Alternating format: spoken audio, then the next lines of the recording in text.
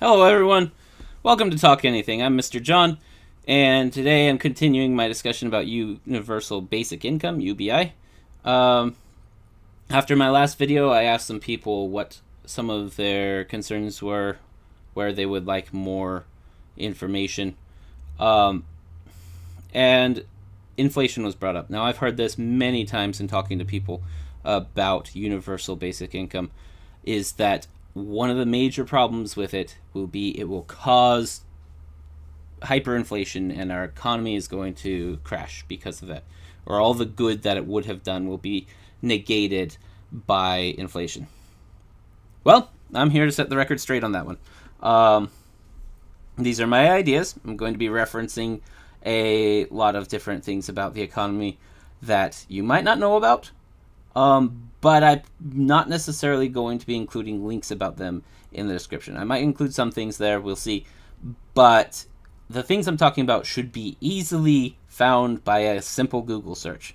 Look it up. If you don't trust me, find some information. If I get something wrong, by all means, correct me. But this isn't meant to be high-level niche statistics. This is kind of some basic facts. So the very first fact I want to get into is we need to start off with realizing inflation doesn't equal bad. Inflation actually, according to our federal government, is a good thing. You might not have known that. But the Federal Reserve, the Fed, has a target goal of inflation. They want 2%. Their goal is 2% each year, so that if you have $1 at the start of the year, by the end of the year, if they meet their goal, that dollar will be worth 98 cents compared to what it was at the start of the year. Why would they do that? Well, that's because inflation actually can be really good for an economy. Now remember, I'm talking about macro economies. So that means the whole economic system, all of the trading and bartering, how it all works, how it all flows. The economic system is about money flowing and cycling and people trading. People having something of value that they trade to someone else for something that they provide that is of value. Okay? Flow. If you remember in my first video, if you watched that one of the big risks to that flow is someone hoarding money. Someone just collecting it, piling it in their basement and not spending it, not using it, not investing it. Because it just takes money out of the economy and the flow stops, and eventually the trade starts grinding to a halt. At least to some degree. In a microeconomy, one person's own personal economy, it's a great thing to have tons of wealth stored up. Because then if anything happens, you've got lots of money. You can buy whatever you want, but you don't have to. You can keep it all there in your secret little stash, and your economy's great. In a macroeconomy, it can be a risk if people hoard too much money, because then they're not trading. So inflation helps with that. If you wanted to make the most out of your money and there was not inflation, could be a very good idea just to bury it underneath your mattress. You got $1,000, you stick it under the mattress, 10 years from now it's still $1,000 and you can have it for whatever you want. But when you have inflation, then 10 years from now, that $1,000 might be something more like $700. You don't want to lose $300 just because you saved your money. So you might invest it, which means like you find a company and say, hey, I'll give you my $1,000 so that you can buy equipment so that you can build your business and make more money. And then I will take a percentage of that, or the percentage of your company I have bought will be worth more. And therefore, I will have more money. I will come out of it with the equivalent of maybe $2,000 instead of $700. So my wealth is growing by helping trade and improving your wealth. That keeps the economy going. That's why deflation is the actual real killer that that our government really wants to avoid. Because if you have deflation, that means if you stick $1,000 under your mattress and 10 years from now it's going to be worth $2,000 or $3,000, that means everyone's going to just stick their money in their mattress. They're not going to invest it. They're not going to spend it on things. They're not going to try to make the economy grow. The economy is going to go stagnant because everyone's going to be saving their money instead of spending their money. Deflation, bad. Now, hyperinflation, now that's a bad thing too. You don't want the money to keep spiraling out of control where it becomes worth less and less and less, and people's savings and investments can become valueless because it just lost value too fast. So that's a first start to keep in mind. Now, inflation is not something that just happens randomly in our economy. Maybe once upon a time it did, but the government has realized how important it is to our economy that the Fed takes measures to maintain it. So they have a target goal of 2%. That isn't saying, ooh, we hope it's going to be 2%. Let's watch and see. No, it's, hey, it's not enough inflation, or it's too much inflation. Let's put this back on track, get it close to 2%. So what does the Fed do? They, well, actually have a whole bunch of things.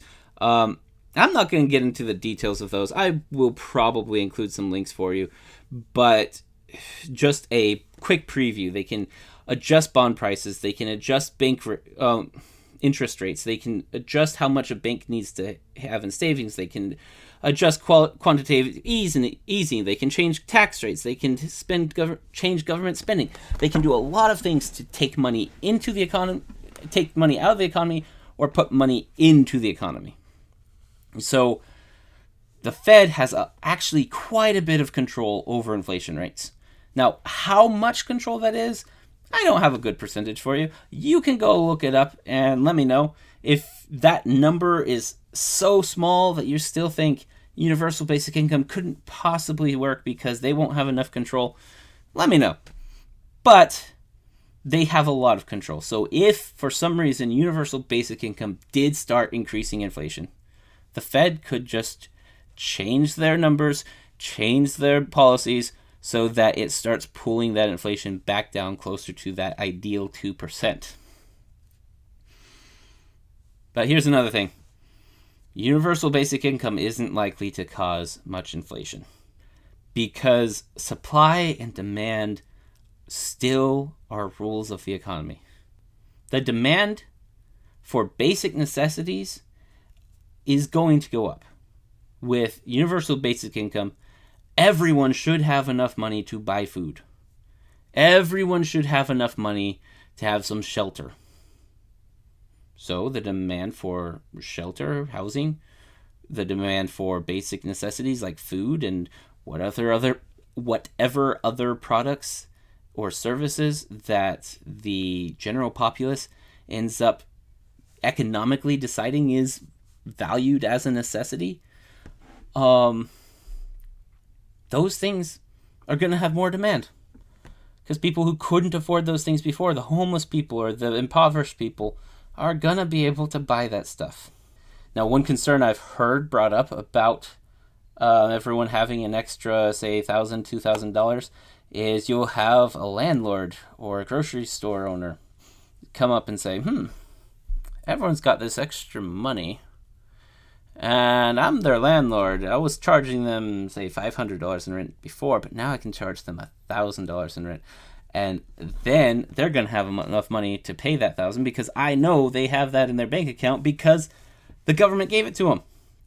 So I can take more of their money. Yay! Think for a minute. Because if you're thinking in terms of supply and demand, what happens? Landlord raises his rates unfairly. So what if another landlord steps in and says, hey, I got some property over here, and that guy's charging you $1,000, I'll charge you $900. Come over here, you'll save $100 a month. Still an outrageous price, but hey, it's not as outrageous. So people start moving to the person who charges $900, and the first guy's like, oh no, I'm losing all my business. guys, I'll charge 800, and then 700, and then 600, and then 500. It keeps going down until the supply meets the demand. The amount of income that the landlords can make from this starts to reach an equilibrium state, where the cost of maintaining the properties can be sustained by the price they charge rent. And of course, they take a little bit off the top for themselves, but they can only take so much because someone else might be willing to do it cheaper. So if it gives you $1 million a year to be a landlord, you bet your bottom someone else is going to come in and say, I'm willing to be a landlord for half of that. Supply and demand still applies. Now, again, if you first start a universal basic income, if you start it right off the bat, everyone suddenly one day didn't have it. The next day, everyone has, say, $2,000 a month. You're going to have a lot of people saying, ooh, I want to buy a house right now. So the demand is going to go up really high immediately until the supply comes to meet it. So it will very quickly, there'll be people like, tons of people are buying houses, they're paying for them, let's make more houses. Takes a little bit of time to make houses, so give it 3 to 4 years, and you're probably going to meet that equilibrium of supply versus demand once again. So even though people are going to have more money at the low end, I want to specify that, at the low end, people will have more money. This does not mean that inflation is going to happen. Big key to this.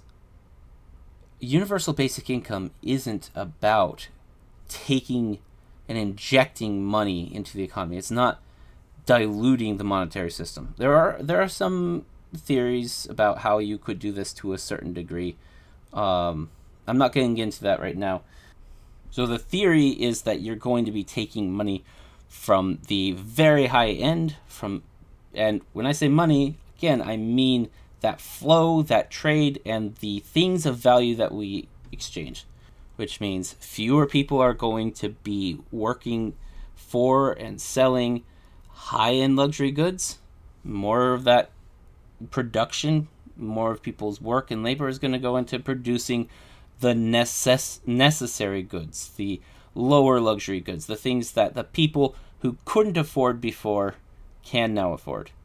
If you give a universal basic income to someone who was making $1 million, it's not going to make much difference in their life whatsoever. And if you're doing a tax-based system to fund universal basic income, then that millionaire is actually probably going to be making a little bit less, all said and done. So instead of making $12,000 extra, he might be making $50,000 less. Something like that. So we're not making inflation happen by adding money to the economy. We're just shifting it. We're just moving it. We're making sure that everyone has access to certain goods. It's pretty simple. Now, I do want to address one additional concern that someone had about housing and property. And he said that land was inflexible, that supply can't catch up to meet with the demand because land is a completely inflexible good. The demand for it will go up, but the supply of land doesn't. So, inflation. Not quite. First off, let's assume that premise is true. Land is inflexible. More demand for it means that the prices will go up and people will have to pay more for property. Okay, let's assume that's true.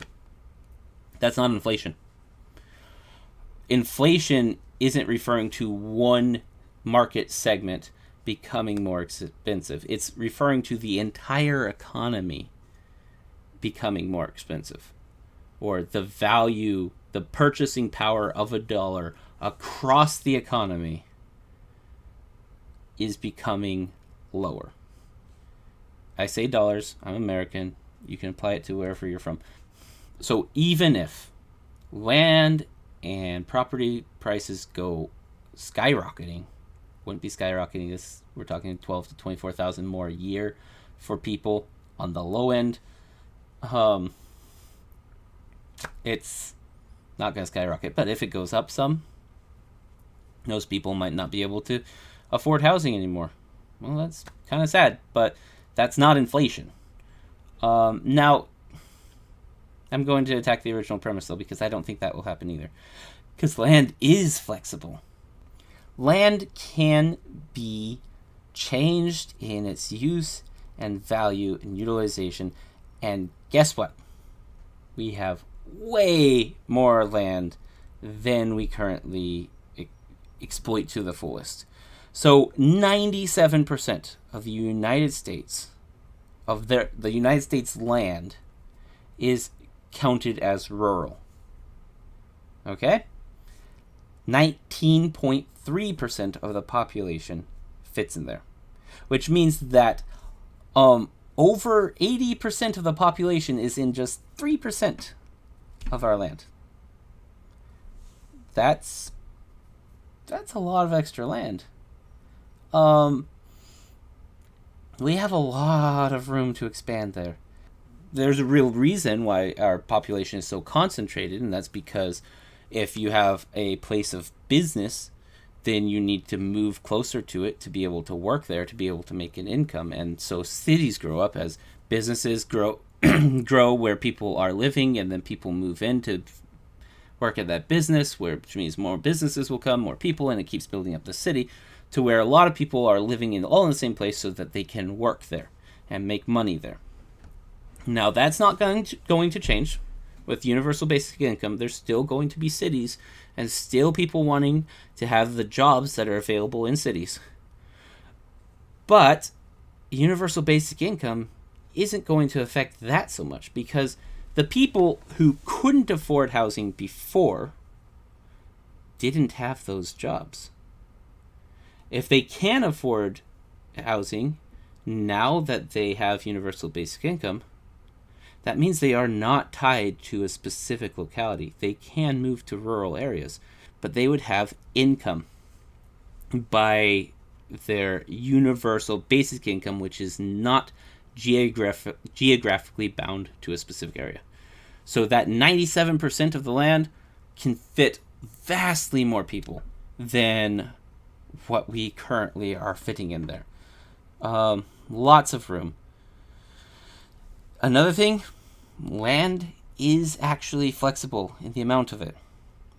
That's what multi-story buildings are. That's what skyscrapers are. It is artificially creating more land, more square footage. So you can have 10,000 square feet of land, and you can say, I can build a 10,000 square foot residence or apartment here, but I could just put another level, and now I have 20,000. Another level, I have 30. And another level, I have 40. And you can keep going up. So land is definitely flexible. There's definitely a lot of room for the supply and demand to adjust accordingly. There might be a slight increase in land value as a few more people want to be property owners, but it's not going to be major. So just to kind of recap what we talked about, inflation isn't bad. We intentionally create inflation in our society, aim for about 2%. We have governmental powers or Federal Reserve powers to control and adjust the rate of inflation, that even if UBI caused inflation, we could pull it back and we could adjust that. But supply and demand, people trying to undercut other people selling, people trying to sell for cheaper, people creating new and more efficient ways to do things, that's all going to come into play as well. So basically, inflation is not a reason to not do universal basic income. Got any more arguments against it? Talk to me. Tell me what's up. And who knows, maybe I'll have to make another video on it. See you next time.